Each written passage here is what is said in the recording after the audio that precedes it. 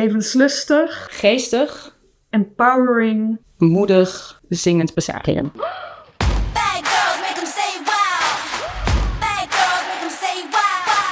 Aletta the Musical is een gloednieuw geschreven comedy musical over Aletta Jacobsen die Nederland ingrijpend veranderde. Ze was de eerste vrouwelijke arts. Ze heeft het Besadium geïntroduceerd. Het belangrijkste misschien was dat ze mede heeft gezorgd voor het vrouwenkiesrecht in 1919. Aletta dacht, waarom mogen mijn broertjes studeren en ik niet?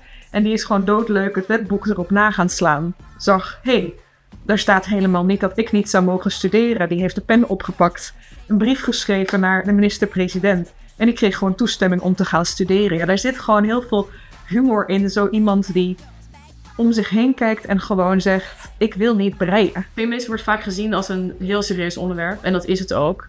Maar ik denk dat het feminisme vooral iets is wat je heel erg mag vieren. En waar kun je dat beter vieren dan in een musical? Waar je gewoon liedjes hebt, een decor, een enorm ensemble.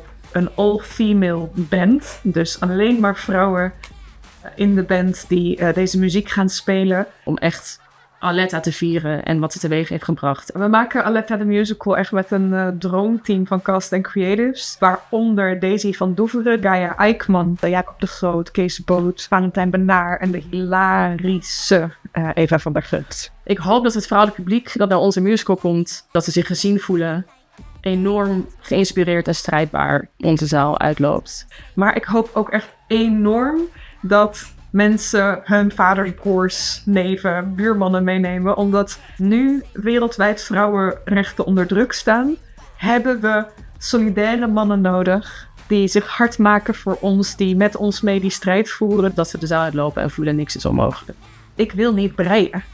Aletta the Musical is te zien van 6 maart tot en met 14 juni 2026 door het hele land. Kaarten kan je bestellen op allettathemusical.nl. We hopen enorm dat je gaat komen kijken. Tot dan.